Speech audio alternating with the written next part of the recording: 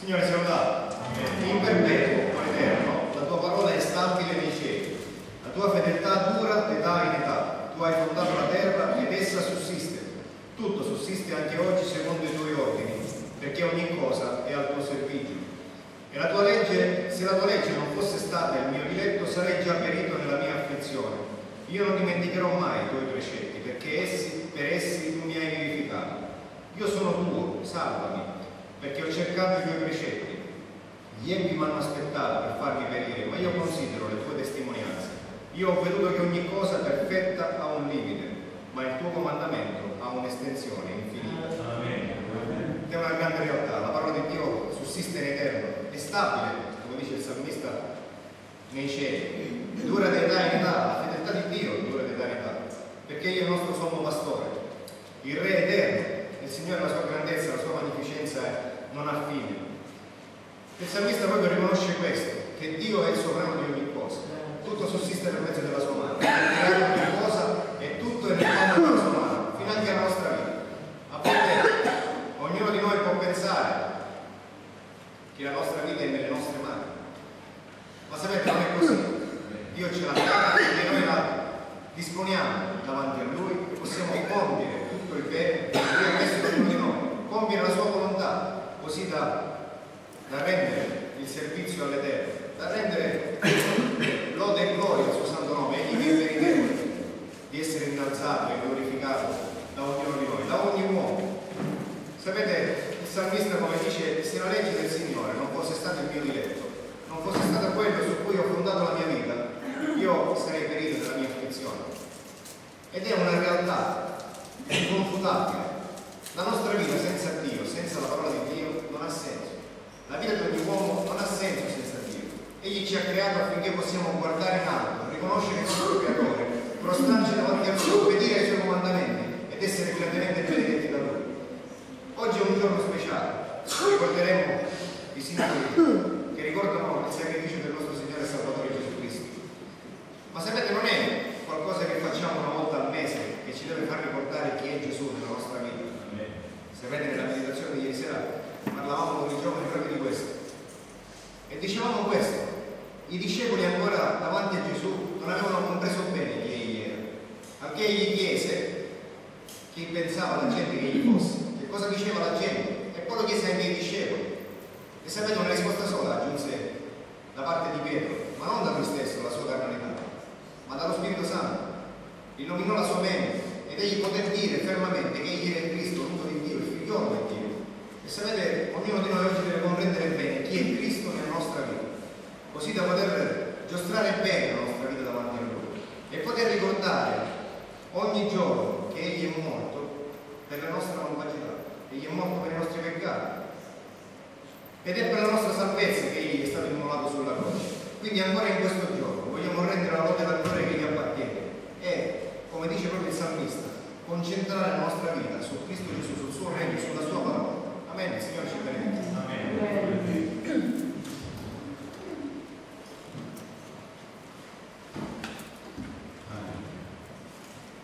224. Gloria al Signore. Alleluia.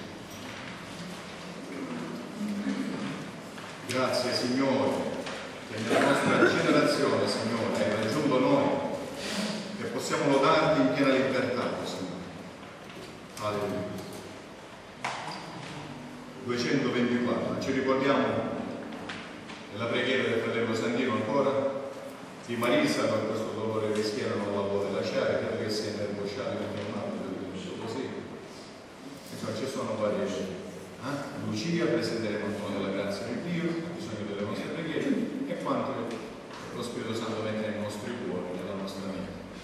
Amen. Gloria a Gesù nostro Signore. Signore, io vengo a te con il cuore, alleluia. Tu sai, conosci la mia vita, alleluia. Ci alziamo fratelli in piedi, adoriamo il Signore, in piena libertà, con piena franchezza, alleluia. Io vengo a te con il cuore. Tu sai, conosci la mia vita.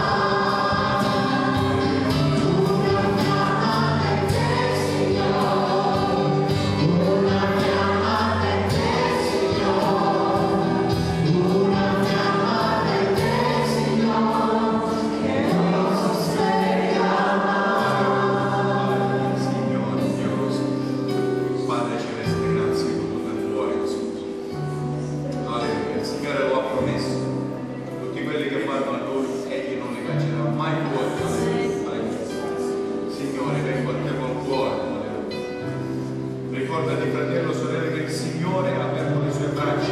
Le braccia del Signore sono sempre aperte verso di te. Alleluia. Alleluia. Andiamo al Signore ancora in questo giorno. Cerchiamo la comunione perfetta con il nostro Padre Celeste, con il nostro caro Signore e Salvatore Gesù Cristo, per mezzo dello Spirito Santo. Alleluia. Alleluia. Gloria al Signore. Alleluia. Vogliamo sentire il suo dolce parlare nel nostro cuore, la sua dolce presenza nell'anima nostra. Isaia 53 per la gloria di Dio. Leggeremo questo capitolo e mentre lo leggiamo vogliamo realizzare e rendere l'onore e la gloria al nostro Signore per quello che Egli è e per quello che Egli ha fatto per noi. Isaia 53. Chi ha creduto a quel che noi abbiamo annunziato? E a chi è stato rivelato il braccio dell'Eterno? Egli è venuto su dinanzi a lui come un rampollo, come una radice che esce da un arido suolo. Non aveva forma né bellezza da attirare i nostri sguardi, né apparenza da farcelo desiderare. Disprezzato e abbandonato dagli uomini, uomo di dolore, familiare col patire, pari a colui dinanzi al quale ciascuno si nasconde la faccia, era spreggiato e noi non ne facemmo stima alcuna. E non di meno erano le nostre malattie che egli portava. Erano i nostri dolori quelli di cui si era caricato, e noi lo reputavamo colpito, battuto da Dio ed umiliato. Ma egli è stato trafitto a un motivo delle nostre trasgressioni, fiaccato a un motivo delle nostre iniquità. Il castigo per cui abbiamo pace è stato su di lui, e per le sue lividure noi abbiamo avuto guarigione. Noi tutti eravamo erranti come pecore, ognuno di noi seguiva la sua propria via, e l'Eterno ha fatto cadere su lui l'iniquità di noi tutti. Maltrattato umiliò se stesso e non aperse la bocca, come l'agnello menato allo scannatoio, come la pecora muta dinanzi a chi la tosa, egli non aperse la bocca. Dall'oppressione e dal giudizio fu portato via. E fra quelli della sua generazione, fratelli, anche per noi, guardiamoci intorno oggi, chi riflette che egli era strappato dalla terra dei viventi e colpito a motivo delle trasgressioni del mio popolo? Gli avevano assegnato la sepoltura fra gli empi, ma nella sua morte egli è stato ricco, perché non aveva commesso violenze né era stata frode nella sua bocca.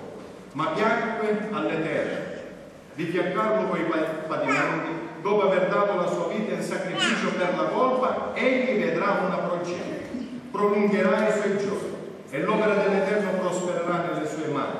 Egli vedrà il frutto del tormento dell'anima sua e ne sarà saziato.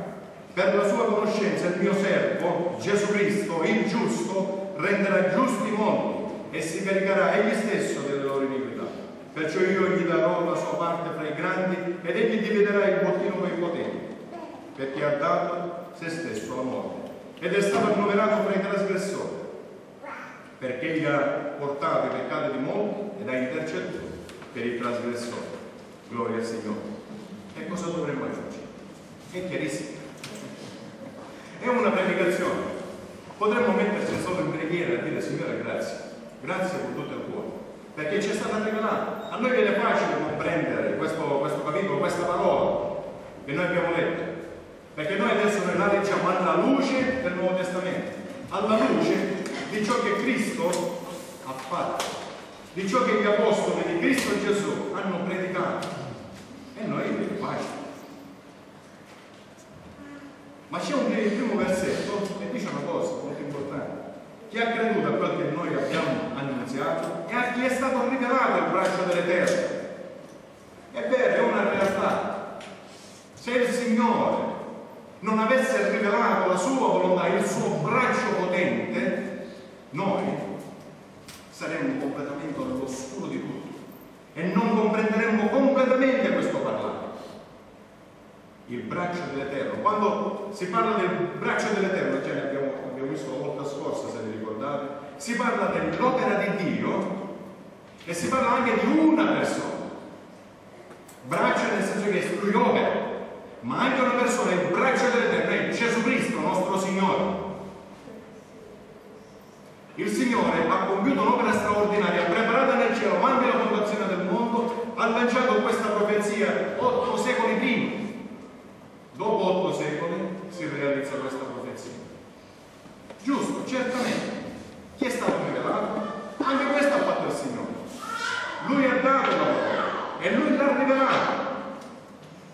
e ha predisposto le cose affinché tutti gli uomini potessero pervenire alla conoscenza della verità. Ah, se io avessi saputo, no, tu hai la possibilità di sapere le cose. L'Evangelo da 2000 anni viene predicato in questo mondo, da 2000 anni. Non c'è posto sulla faccia della terra dove la parola di Dio non è predicata e non è conosciuta. Questo anche a conferma di quello che disse il Signore Gesù. E questo Evangelo del Regno sarà predicato ovunque nel mondo, che è accaduto. Ci fu un uomo ai tempi degli Apostoli, il famoso etiope, ministro di Candace, che leggeva questo passo. Leggeva proprio questo passo, era un uomo da bene, era un grande, un dignitario, ministro della regina di Candace, di Etiope, è andato a Gerusalemme per onorare il Signore. Non era israeliano, non era ebreo di fede, ma andò lì ad onorare il Signore. Ma mentre che era sulla strada di ritorno leggeva questo capitolo e non ci capiva nulla, ma nel suo cuore c'era il desiderio di voler capire. Se nel nostro cuore c'è il desiderio di voler capire, allora il Signore farà di tutto perché noi possiamo facilmente capire la sua volontà. Le persone che non vogliono capire non comprenderanno. Le persone che sono disinteressate potranno andare per la loro strada, non comprenderanno, ma nessuno potrà mai dire: ah, se io avessi saputo. No. Quest'uomo aveva un cuore sensibile nelle cose di Dio, voleva capire, e allora mentre che leggeva lo Spirito Santo prese Filippo, un semplice diavolo, chiamiamo semplice tra virgolette perché cose semplici nella Chiesa non ce ne sono, e che in questi tempi, soprattutto in questa generazione, si sono fatte delle sfere gerarchiche, che è più importante che meno importante, ma non è così assolutamente. Nella casa del Signore, nella Chiesa del Dio vivente, ognuno è speciale, ognuno ha una posizione speciale nella Chiesa e al cospetto del Signore. Non ci sono primi e non ci sono ultimi. Il Signore operò, prese Filippo e gli disse: Filippo, vai in quella strada solitaria. Non gli disse che cosa doveva fare. Vai lì. Lui ubbidì, andò in quella strada solitaria. Lì scoprì qual era il problema. Siamo sensibili alla parola del Signore. Delle volte ci sono delle strade che per noi sembrano strade solitarie, inutili, una fatica inutile. Ma se è lo Spirito Santo a parlare, obbediamo, perché c'è un'opera importante. Sembra una strada apparentemente sterile. Obbediamo al Signore, porterà frutto, grande frutto per la gloria di Dio. E trovò quest'uomo che era lì, assorto in questa lettura, e capì perfettamente. E gli disse: intendi tu le cose che leggi? Stavo leggendo lo stesso capitolo che abbiamo letto noi. Ed egli rispose: e come potrei intenderle se qualcuno non mi guida? Come potrei intenderle se qualcuno non mi guida? Grazie a Dio che ha preparato nel cielo ogni cosa, anche quegli strumenti necessari, quei ministeri necessari affinché noi possiamo essere ammaestrati dallo Spirito Santo per mezzo della Sacra Scrittura, attraverso i ministeri che il Signore ha istituito nella Chiesa. Ma che è importante, io il Signore me lo servo a casa, se ci riesci, poi vieni tu.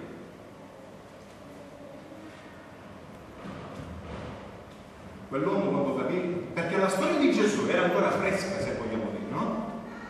Era stato crocifisso, se ne parlava in giro, ma quest'uomo non aveva legato i fatti che erano accaduti con la scrittura, con la profezia. Ma quando lo Spirito Santo illumina, apre la mente e comprende che quei fatti storici che erano accaduti in quei giorni erano perfettamente legati alla profezia, si convertì, ma piano piano, aveva un cuore sensibile, voleva seguire il Signore, voleva onorare il Signore, aveva fatto un lungo viaggio per andare a servire il Signore. Non aveva compreso ancora la gloria di Cristo Gesù, la sua maestà, la sua opera, e il Signore lo illumina. Gli mancava la grazia di Cristo Gesù. Lui comprende e dice: guarda, che impedisce che io sia battezzato? Che impedisce? Io voglio fare questo che il Signore ha comandato per suggellare questa fede e il patto che il Signore ha fatto con me. Dice: niente, alla prima acqua, se tu hai creduto con il cuore,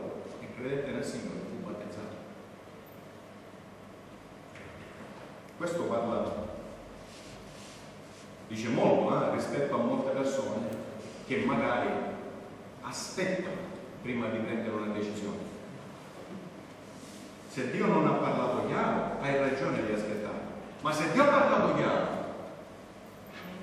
devi leggere dentro di te il perché questa attesa, perché il domani, il prossimo secondo appartiene a Dio, non appartiene a noi. E il tempo fugge e non esiste potenza visibile e invisibile che può fermare il tempo. Il padrone del tempo è solo Dio. Ritorniamo alla nostra lettura. A chi è stato rivelato? Grazie al Signore possiamo dire anche noi oggi, dopo 2000 anni, a noi è stato rivelato. Ma in questo capitolo è anche rivelato il fatto che molte persone rinunciano alla grazia, rinunciano volontariamente alla grazia e tanti accettano. Chi è stato rivelato grazie dell'Eterno? Chi ha creduto a quel che noi abbiamo predicato? Quindi non ci scoraggiamo, fratelli, se molte persone rinnegano, rifiutano, non gli interessa nulla della parola della grazia. Continuiamo a seminare la parola del Signore, a destra e a mano. Poi il Signore compie l'opera sua. Quelli che oggi dicono non mi interessa, possibilmente saranno poi i primi a convertirsi e chiedere perdono al Signore. Questi sono fatti che appartengono a Dio. Sappiamo che una parte dell'umanità non ha accettato e non accetterà mai l'Evangelo.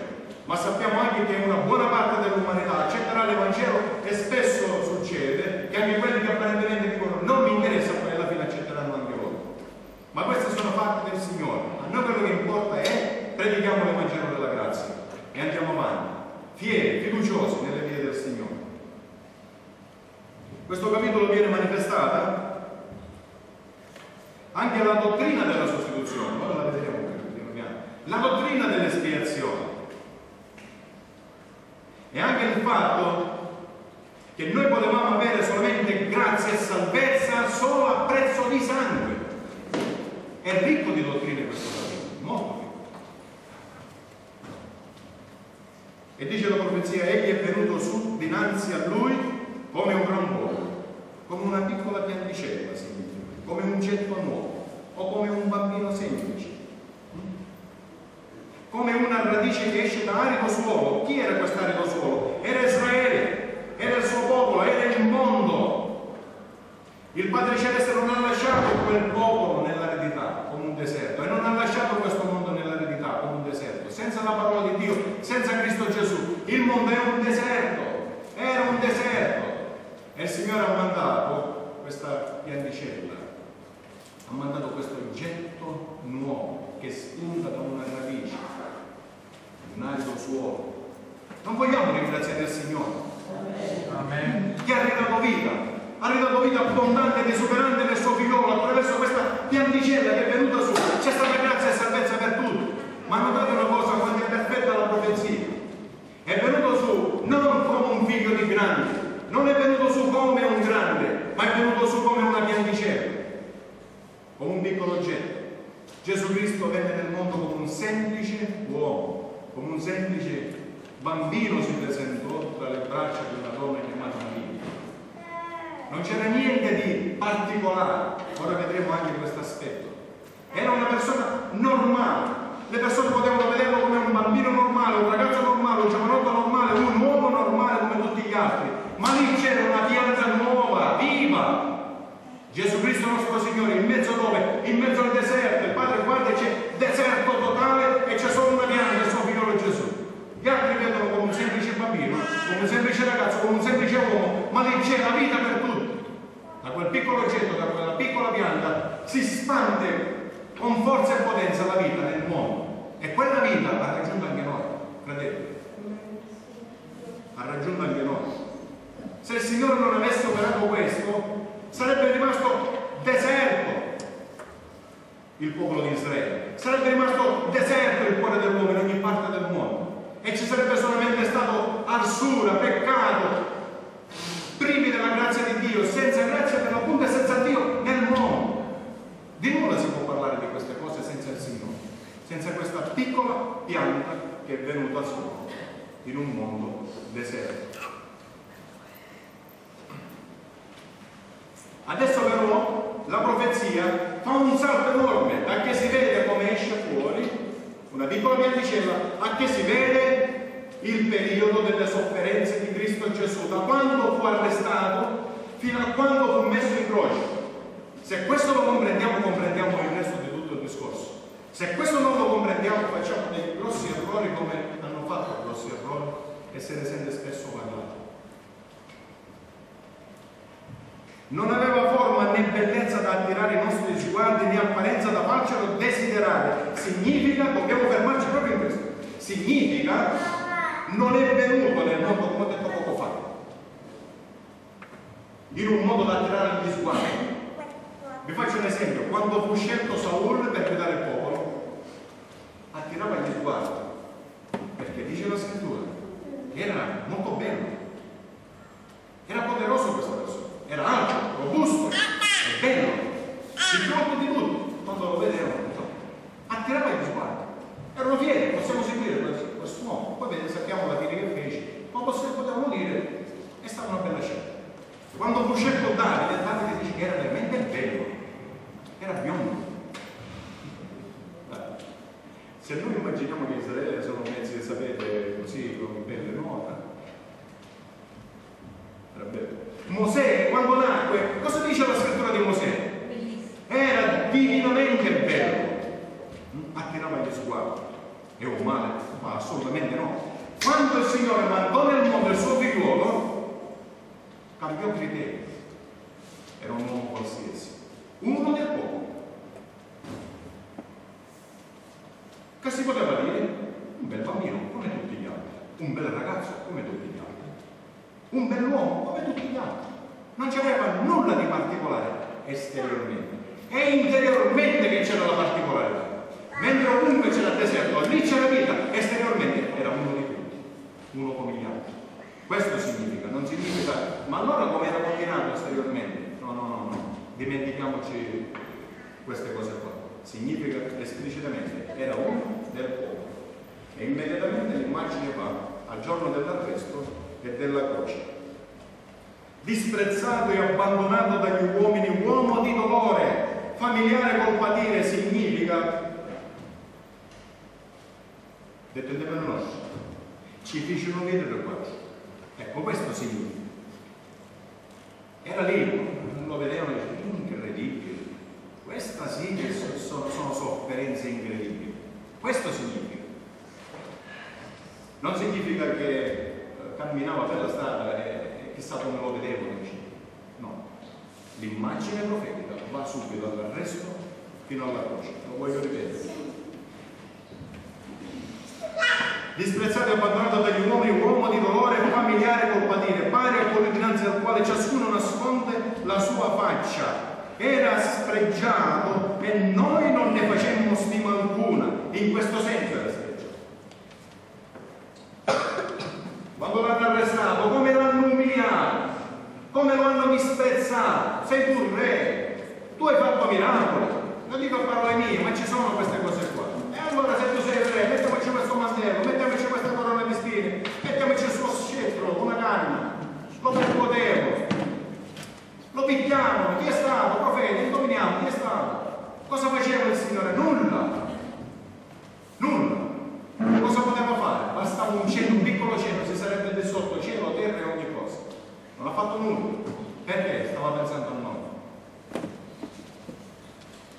Colpito, umiliato, disprezzato. Le persone quando vedevano che camminava, quella che viene chiamata quella via dolorosa, quella via di sofferenza, quella che viene chiamata quella via crucis, no?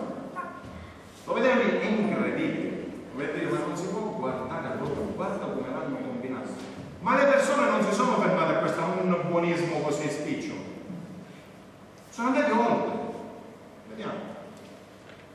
Non solo che non hanno fatto stima alcuna, dice la scrittura, e non di meno gli occhi loro non potevano vedere, come gli occhi del mondo non potevano vedere, e non di meno erano le nostre malattie che egli portava, erano i nostri dolori quelli di cui si era caricato. Malattia e dolore, sapete che significa, fratelli? Questo, scusatemi se faccio qualche piccolo scendo un po' nelle dottrine, ma è necessario, dobbiamo imparare. Non significa che sulla croce espiò le nostre malattie, no, ha espiato i nostri peccati. C'è una stretta correlazione, non significa che tutti i malati sono peccatori, no. Significa che il Signore ci ha acquistato una salute eterna, togliendo il peccato e dandoci vita eterna, ci ha liberato per l'appunto del peccato. E noi abbiamo ricevuto salute spirituale. La salute spirituale include anche salute fisica. Nel giorno che tu peccherai, morirai spiritualmente. Come conseguenza tu avrai malattie, sofferenze e infine anche morte. Il Signore Gesù inverte le cose, espia i nostri peccati e come conseguenza c'è salute per tutto il suo popolo. Ma ritorno a dire, attualmente possiamo usufruire di grandi, straordinari benefici e guarigioni straordinari, ma dobbiamo attendere che il paradiso non è qui. Dobbiamo attendere che il paradiso è nel cielo. La vita eterna ha da venire. Le radici non si mettono qua, le radici dobbiamo mettere nel cielo.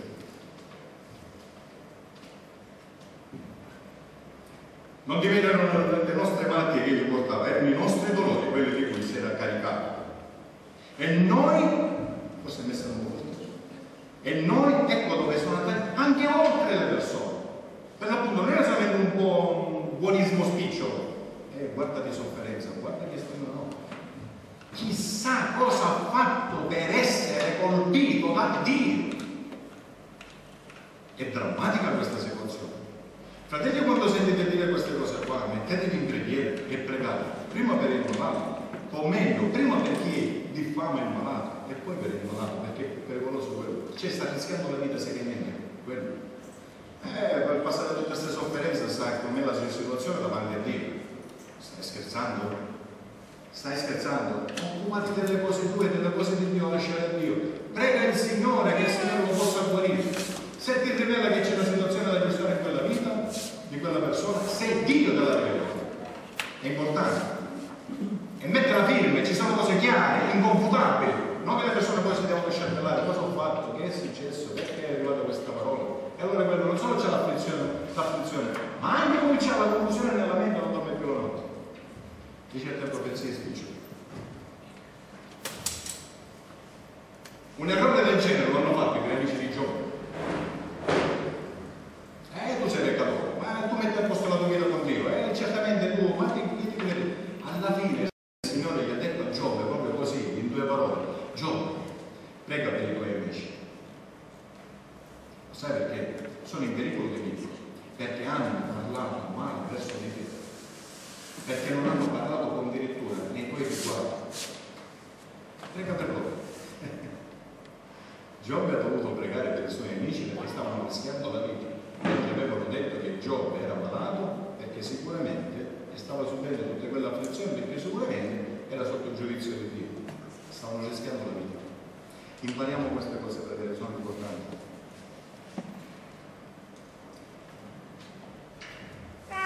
E noi lo riputavamo colpito, battuto da Dio ed umiliato, ma egli è stato trafitto. Vedete quanto è perfetta la parola del Signore. Trafitto a motivo delle nostre trasgressioni, fiaccato a motivo delle nostre iniquità. Vedete la dottrina della sostituzione?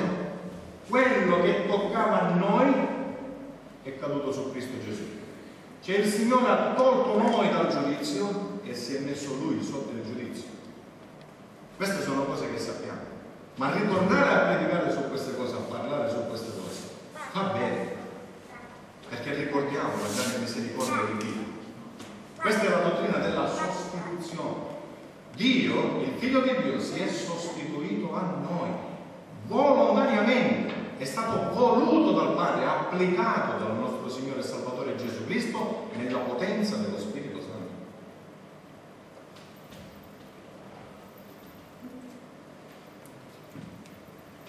Il castigo per cui abbiamo pace, non preghiamo noi? Cantiamo con tutto il cuore che Dio è il Dio di pace, che la pace di Dio nel nostro cuore, che finalmente viviamo. Lasciatemelo dire, fratelli, questa è la caratteristica dei figlioli di Dio. Sanno essere riconoscenti a Dio in ogni circostanza, in mezzo a guerre e in mezzo a situazioni di pace, di qualsiasi guerra si possa trattare. Afflizione, tempeste della vita, qualsiasi cosa che si possa abbattere, i figlioli di Dio, anche nelle lacrime, tu li senti dire gloria al Signore, Dio è buono. Sono cose che io ho sentito dire a fratello Sandino. ha detto Signore, grazie, Dio è buono. Quando preghiamo là, Santino fratello, facciamo una preghiera insieme. Sì, e preghiamo insieme. Figlioli di Dio si distinguono per questa caratteristica, che anche in un momento di infermità, gravissima infermità, tu senti che dalle loro labbra esce l'opera del Signore. E così dobbiamo fare noi tutti quanti. Questa è la strada. Questa pace interiore, questa pace che non si può assolutamente comprare, questa pace che è spirituale, che è Cristo nei nostri cuori, è stata grazie per la croce di Cristo Gesù. Noi abbiamo pace, sentiamo questa pace, glorifichiamo il Signore per questa pace, la cantiamo con tanti canti, questa pace del Signore, questa gioia. Bene, il Signore ha detto, guarda che è costato sangue questa pace. Il castigo per cui abbiamo pace è stato su Lui. E per le sue lividure noi abbiamo avuto guarigione, il discorso di prima fratello. Noi tutti eravamo erranti come pecore, ognuno di noi seguiva la sua propria via e l'Eterno ha fatto cadere su Lui l'iniquità di noi tutti. Abbiamo detto ampiamente questo aspetto, l'unico punto dove mi voglio soffermare è eravamo erranti come pecore, nessuno assolutamente stava camminando in una giusta via, in una retta via, in una via sicura. Noi eravamo tutti allo sbando e stavamo tutti camminando verso la perdizione. Il Signore è venuto nella nostra vita, ha parlato a noi e ci ha chiamati a fare un ravvedimento e una conversione.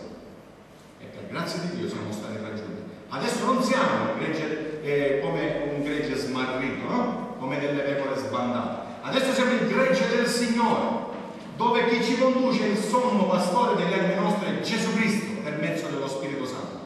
Anche questo è stato fatto dal Signore, è stato profetizzato 8 secoli prima. Abbreviamo la nostra riflessione. Eravamo tutti erranti come pecore, ognuno di noi seguiva la sua via e l'Eterno ha fatto cadere su Lui l'iniquità di noi tutti. Maltrattato, lo voglio leggere perché è importante, umiliò se stesso e non aperse bocca. Come l'agnello, vedete? Questa è un'altra dottrina fondamentale, l'agnello di Dio che toglie il peccato del mondo. Come l'agnello portato, menato allo scannatoio, come la pecora muta dinanzi a chi la tosa, non aperse la bocca. Dalla violenza, dal giudizio, gli uomini hanno fatto quello che hanno voluto, fu portato via. E fra quelli della sua generazione, chi riflettete? Che egli era strappato dalla terra dei viventi e colpito a motivo delle trasgressioni del mio popolo? Ma noi grazie a Dio abbiamo riflettuto, nella grazia del Signore stiamo riflettendo, abbiamo umiliato i nostri cuori, stiamo riconoscendo e vogliamo esserlo per tutta la vita e per l'eternità. E allora guardate quello che ha fatto il Padre Celeste. Dopo aver dato la sua vita in sacrificio per la colpa, egli vedrà una progenie, il discorso che ho detto poco fa. Molti certamente rifiuteranno la grazia e la salvezza, ma tanti altri l'accetteranno. Prolungherà i suoi giorni. Gesù Cristo, sommo sacerdote eterno, continuerà per sempre e per l'eternità ad essere il nostro aiuto, sostegno e conduttore. Prolungherà i suoi giorni. L'opera dell'Eterno prospererà nelle sue mani.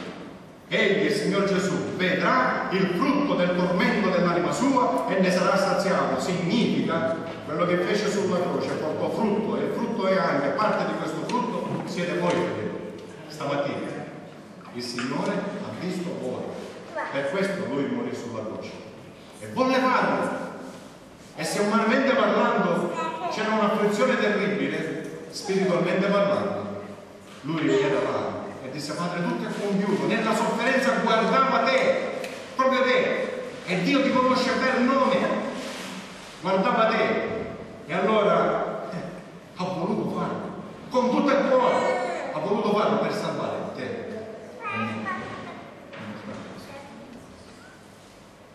La cosa che ci viene da dire, Signore, perché non ho deciso più, Signore? Signore, voglio onorarti tutti i giorni, voglio esserti riconoscente tutti i giorni della mia vita, Signore, per quello che tu hai fatto, Signore. Ma che cosa avrei io da dire davanti a questo? Ma che cosa, Signore? Che cosa dovrei dire? Ma, Signore, io leggendo questa parola imparo a pregare, riflettendo su questo, realizzando, assorbendo dentro di noi queste verità, impariamo pure a pregare, a rivolgersi al nostro Dio con un cuore riconoscente, umile, gioioso, felici, al e l'opera dell'Eterno prospererà, vedrà il frutto del tormento dell'anima sua. E chiudiamo la nostra riflessione con una parola che disse al Signor Gesù, qualcosa di speciale e di particolare che ci riguarda da vicino. Il Signor Gesù, prima che venisse arrestato, volle fare l'ultima cena, la cena pasquale con i suoi. In un certo momento, durante la cerimonia della festa pasquale, quando mangiavano i cibi, il Signore fa qualcosa di speciale, di particolare, apparentemente incomprensibile, ancora una volta. Non ne comprendiamo perfettamente. Il Signore chiude la vecchia Pasqua ebraica ed apre una nuova Pasqua. Pasqua significa passaggio dalla schiavitù alla libertà, dalla morte alla vita eterna. La Pasqua ricordava che il Signore si è preso cura di Israele, liberandolo dall'Egitto e portandolo nella vita eterna, nella terra promessa. Significa liberato dalle potenze demoniache, liberato dalla schiavitù del peccato, liberato dal tuo modo di vivere sulla terra, senza Dio e senza speranza, ti ha portato nella vita eterna. Questa era una fase di preparazione, simbolicamente arriva il vero agnello di Dio, perché nella Pasqua si doveva mangiare l'agnello pasquale. Non si capisce ancora oggi perché molti cristiani, anche evangelici, festeggiano la Pasqua come i cattolici e mangiano pure l'agnello pasquale. Non lo so. Se lo fanno gli ebrei si può capire, non hanno accettato Cristo Gesù. Persone che non hanno capito il valore della nuova Pasqua, possiamo anche capire che il compito nostro è di con sensibilità e amore a mostrare, ma altri non riusciamo a capire. Perché va di moda, perché lo fanno tutti. Non lo so. Quindi il Signor Gesù, nel bel mezzo che stanno mangiando quella Pasqua, che prevede l'agnello e altri cibi, fa qualcosa di importante.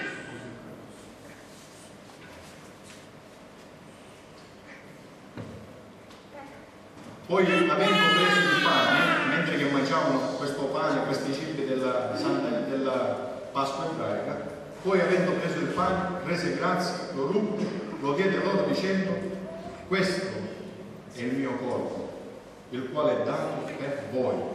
Fate questo in memoria di me. Dopo 2000 anni si realizza questa grande verità.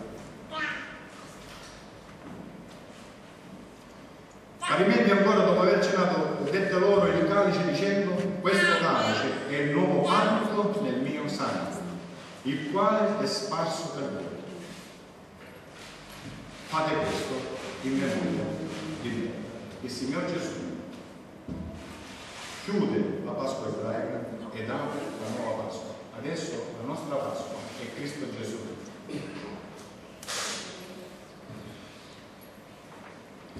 L'agnello non è più quello pasquale, ma è Gesù Cristo. E come dovevamo mangiare quell'agnello pasquale tutto intero, noi dobbiamo cibarci di Gesù Cristo interamente. Le parti che ci piacciono e le parti che non ci piacciono, bisogna mangiarli tutti, interamente. Il Signore questo aveva comandato a Israele. Le cose che poi rimarranno li metterai nel fuoco, in modo che il fuoco consumerà. Gli occhi del Signore non si può mangiare tutto. Spiritualmente, quello che è Gesù Cristo, quello che Lui ha detto e quello che Lui ha fatto, bisogna riceverlo interamente. Questa parte della scrittura è pesante, non mi piace.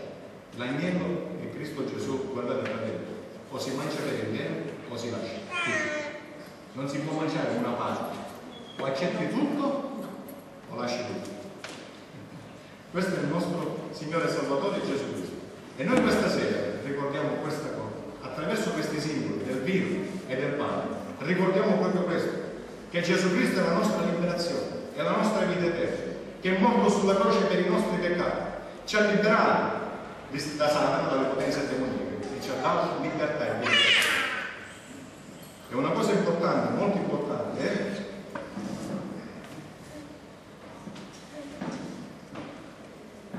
che il Signore disse una parola. Lo troviamo sempre nell'Evangelo, lo dico a parole mie, voi lo conoscete. Chi non mangia la mia carne e non beve il mio sangue non può avere vita. Chi mi mangia vivrà in eterno. Anche molti si sono un po' scandalizzati. Dice, questo parlare è duro, noi ci prendiamo. E il Signore ha detto, ma lo dico a parole mie, vi volete mangiare questa carne e bere questo sangue?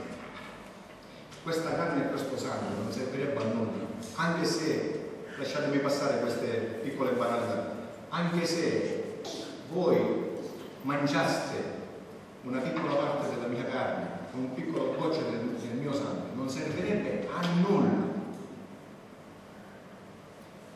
Questo lo dico per cercare di convincere attraverso la scrittura quelli che sono convinti che il vino diventa per davvero sangue e il pane diventa veramente corpo del Signore. Il Signore disse: il mio parlare è spirito e vita. Questa carne non giova a nulla, anzi non volete mangiare per davvero bene, gli altri se ne sono andati. È spirito e vita. Tu ti devi cibare spiritualmente, realizzare nel tuo cuore e fare tu il figlio di Dio. Come un cibo, quando tu lo assimili, porta nutrimento nella tua vita. Così anche Cristo Gesù, quando lo assimili per fede, per davvero, Lui porterà vita e vita eterna, salute spirituale e salute fisica. Questa mattina ricorderemo attraverso questi simboli il sacrificio di Cristo Gesù, preannunziato 2 secoli prima, dopo 2000 anni si realizza, noi ancora oggi, dopo 8 secoli si realizza, noi dopo 2000 anni lo stiamo ricordando, secondo come ha detto il Signore. Vedete che sono passati 2800 anni. Ci alziamo di piedi, ringraziamo il Signore e le sorelle si preparano per spezzare il pane. Alleluia, gloria al Signore. Benedetto il nostro Dio. Alleluia. Gloria al nostro Signore. Santo sei tu, Signore, il nostro Onnipotente. Alleluia.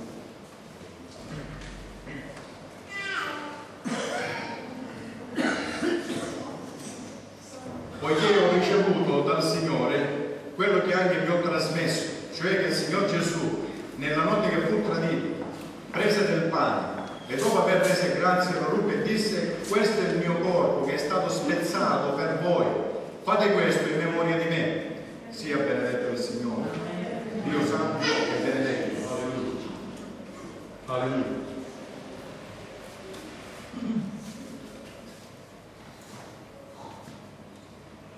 Gloria al Signore.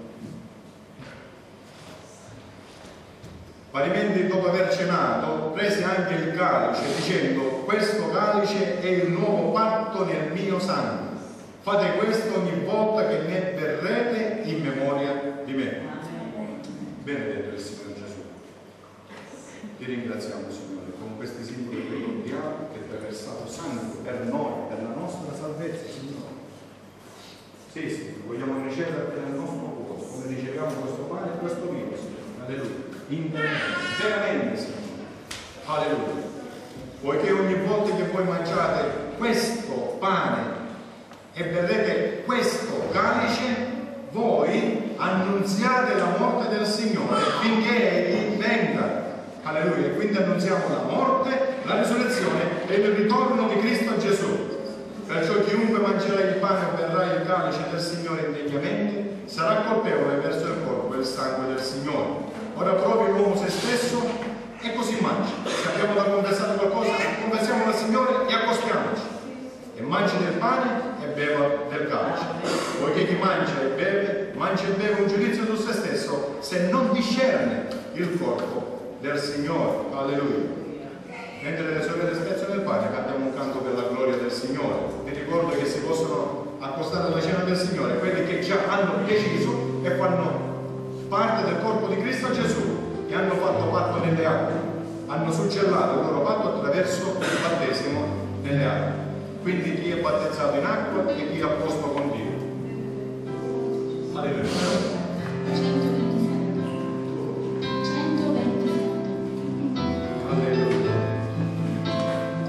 Gloria al Signore.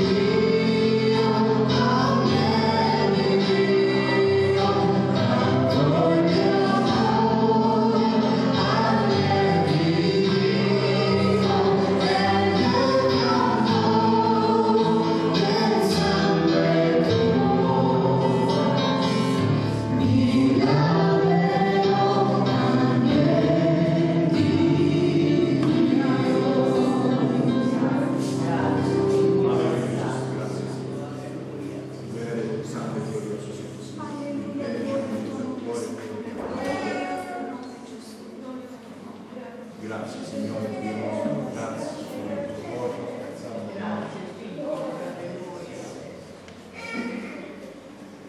Signore Gesù, grazie con tutto il cuore, Signore. Grazie Padre Celeste, alleluia.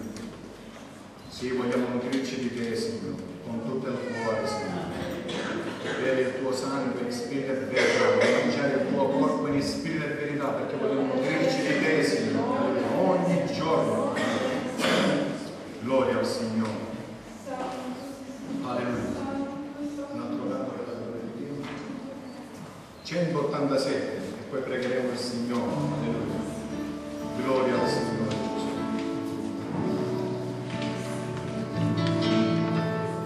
Grazie Padre, alleluia. Signore, ti benediciamo con tutto il cuore. Oh, siamo riconoscenti. Oh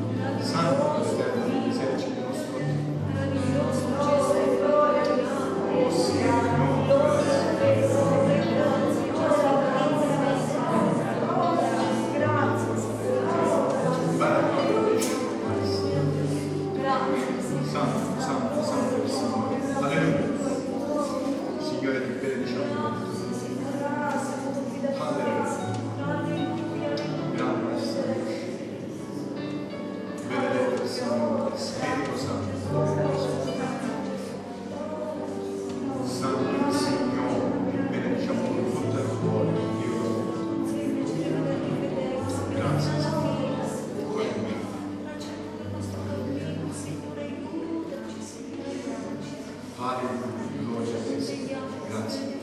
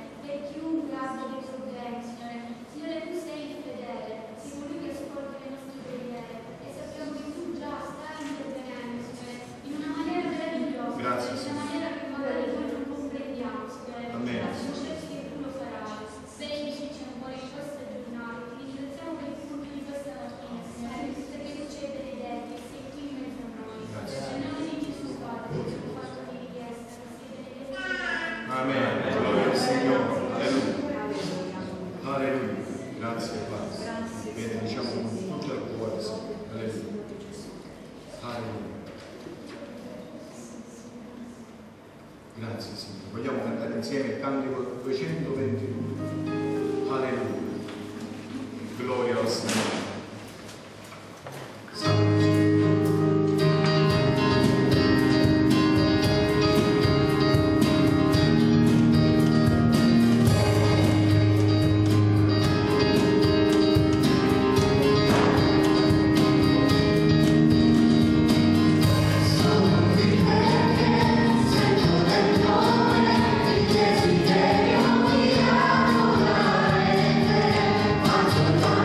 Amore